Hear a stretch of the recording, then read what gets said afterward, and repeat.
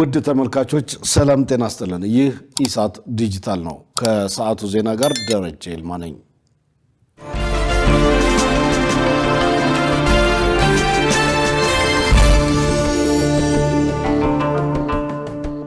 የአፍሪካ ህብረት የመጀመሪያው የዲጂታል ግብርና ኮንፈረንስ በአዲስ አበባ ይደረጋል ተባለ። በኮንፈረንሱ የግብርናን ምርታማነት ለማሳደግ የእውቀት ሽግግርና ፖሊሲ ተኮር ውይይት እንደሚካሄድ ታውቋል። የኢኖቬሽን እና የዲጂታል መፍትሄዎችን ማጠናከር፣ አረንጓዴና በቴክኖሎጂ የታገዘ የግብርና ዘርፎች ግንባታ በመጠቀም የአፍሪካን መጻኢ ጊዜ ብሩህ ማድረግ የኮንፈረንሱ መሪ ሐሳብ ነው ተብሏል። የግብርና ምርታማነት ማሳደግ፣ የዲጂታል ግብርና ኤክስቴንሽን አገልግሎት፣ የግብርና ቴክኖሎጂና ኢኖቬሽን፣ የገበያ ተደራሽነት፣ የእሴት ሰንሰለት ማጠናከር፣ ለአየር ንብረት ለውጥ የማይበገር አቅም መገንባት ጋር የተሳሰረ አካሄድ መከተል፣ የግብርና ፖሊሲዎችና የህግ ማዕቀፍ ትግበራ የኮንፈረንሱ ተሳታፊዎች የሚመክሩባቸው ቁልፍ አጀንዳዎች መሆናቸው ተገልጿል። ኮንፈረንሱ የአፍሪካ ህብረት እንደ አውሮፓውያን አቆጣጠር በ2024 ያጸደቀውን አህጉራዊ የዲጂታል ግብርና ስትራቴጂ ተፈጻሚነት የማሳደግ ጥረት አካል መሆኑንም ከአፍሪካ ህብረት የተገኘው መረጃ ያመለክታል። ስትራቴጂው የኢንፎርሜሽንና ኮሚኒኬሽን ቴክኖሎጂን በመጠቀም አህጉራዊ የዲጂታል ገበያ መገንባትና ግብርናን ከአፍሪካ የዲጂታልና ዘላቂ ልማት ግቦች ጋር የማስተሳሰር ግብ ያለው ነው። የአፍሪካ ህብረት ያዘጋጀው ይህ የመጀመሪያው የዲጂታል ግብርና ኮንፈረንስ በህብረቱ ዋና መቀመጫ አዲስ አበባ ከህዳር 22 እስከ 24 ቀን 2018 ዓ.ም ይካሄዳል። ኢትዮጵያ ከፈረንሳይና ከኳታር ጋር የመከላከያን ዘርፍ ለማጠናከር መምከሯ ተገለጸ። የኢትዮጵያ መከላከያ ሚኒስትር ኢንጂነር አይሻ መሐመድ ከኳታር ምክትል ጠቅላይ ሚኒስትርና የመከላከያ ሚኒስትር እንዲሁም በጀነራል ፒየር ሺል ከተመራ የፈረንሳይ ወታደራዊ ልዑክ ጋር ዲፕሎማሲንና መከላከያን ለማጠናከር በኳታር ዶሃ ተገኝተው ተወያይተዋል። ኢንጂነር አይሻ በትናንትናው ዕለት የኳታር ምክትል ጠቅላይ ሚኒስትር የመከላከያ ሚኒስትር ከሆኑት ሼክ ሳውድ ቢን አብዱራህማን ቢን ሐሰን አልታኒ ጋር በሁለትዮሽ ጉዳዮች ላይም ተወያይተዋል።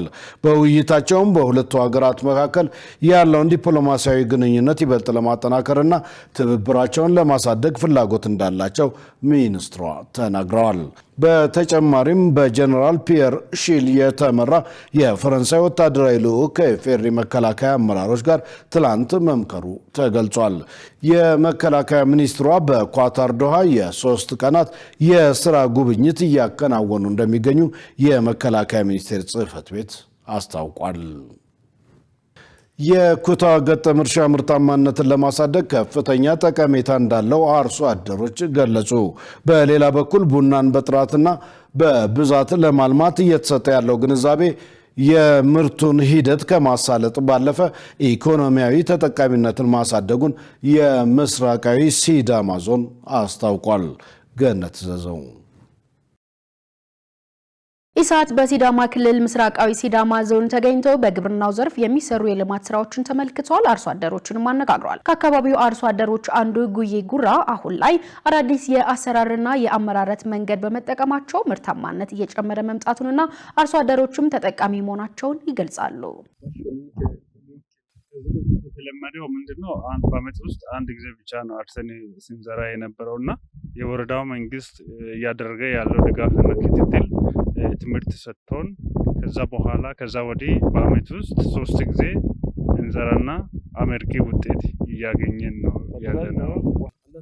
የዞኑ ዋና አስተዳዳሪ ግዛቸው ኖራ ዞኑ ለግብርናው ዘርፍ ትኩረት ሰጥቶ እየሰራ መሆኑን አንስተው የኩታ ገጠም አስተራረስን መከተል ምርታማነትን ለማሳደግ ዋነኛ መፍትሄ መሆኑን ተናግረዋል።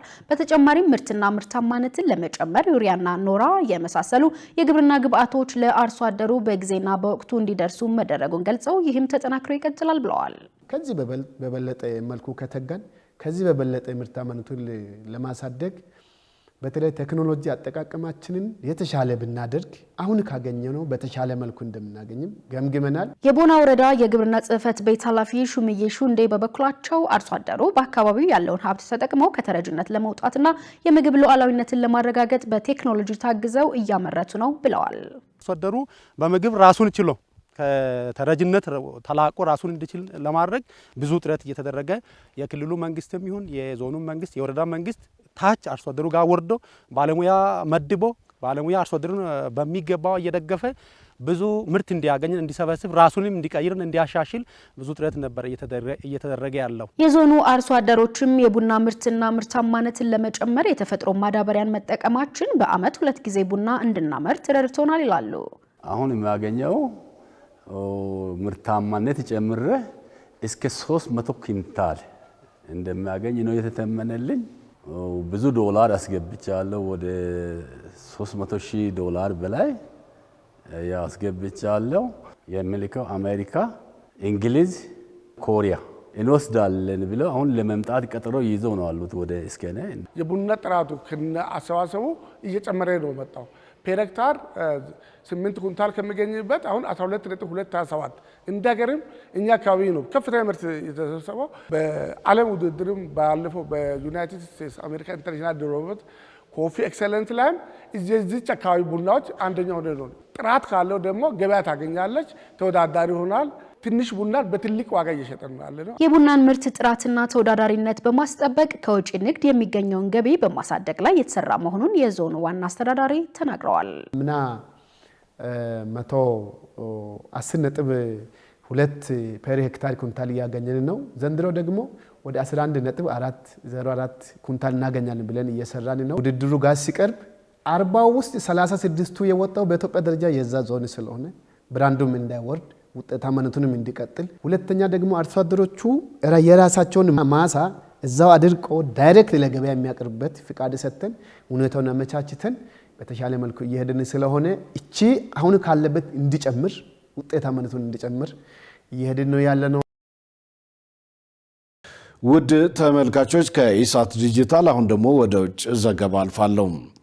በአፍጋኒስታንና በፓኪስታን መካከል ያለው ውጥረት እየተባባሰ መጥቷል ተባለ። በቅርቡ በተከታታይ በተፈጸመ ጥቃት ሁለቱ ወገኖች እርስ በርስ በመወነጃጀል የበቀል ምላሽ ለመስጠት በዝግጅት ላይ ናቸውም ተብሏል። ዮሐንስ ተስፋ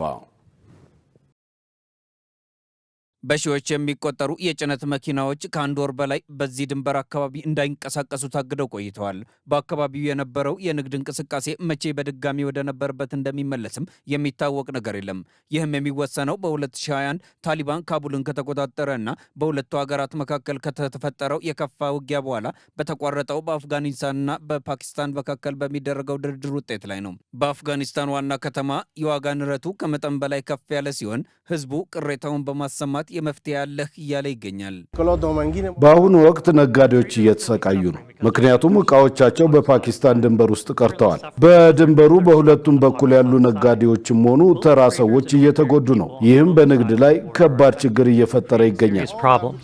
ፓኪስታን አብዛኛውን የመድኃኒት ምርት የምታቀርብ ሲሆን የአቅርቦት መስተጓጎል ዋጋውን እያናረውና የአስፈላጊ መድኃኒቶች እጥረትም እየተፈጠረ ነው ተብሏል። የመድኃኒት ዋጋ መጨመር ታማሚ ሰዎችን ይጎዳል። በካቡል ነጋዴዎች ላይ የሚደርስ ትንሽ ኪሳራ እንኳን በእነዚህ መድኃኒቶች ላይ ለሚተማመኑ ቤተሰቦች እጅግ የከፋ ሸክም ሊሆን ይችላል።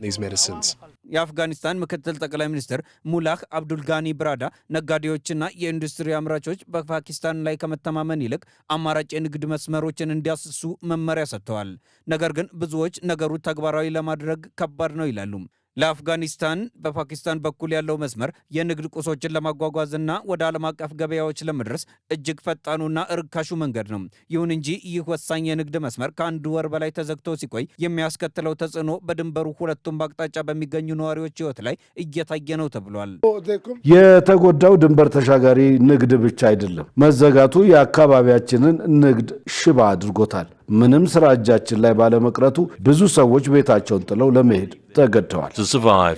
ከአፍጋኒስታን ጋር ድንበር በምትጋራው የላምቢኮታል ከተማ ሰዎች በበኩላቸው ኪሳራቸውን በማስላት ብቻ ጊዜያቸውን እንደሚያሳልፉ ይናገራሉ። ድንበሩ በመዘጋቱ ምክንያት ጉዳቱ ነጋዴዎችን ብቻ ሳይሆን ስራ የፈቱ የቀን ሰራተኞችንም ያካተተ ነው።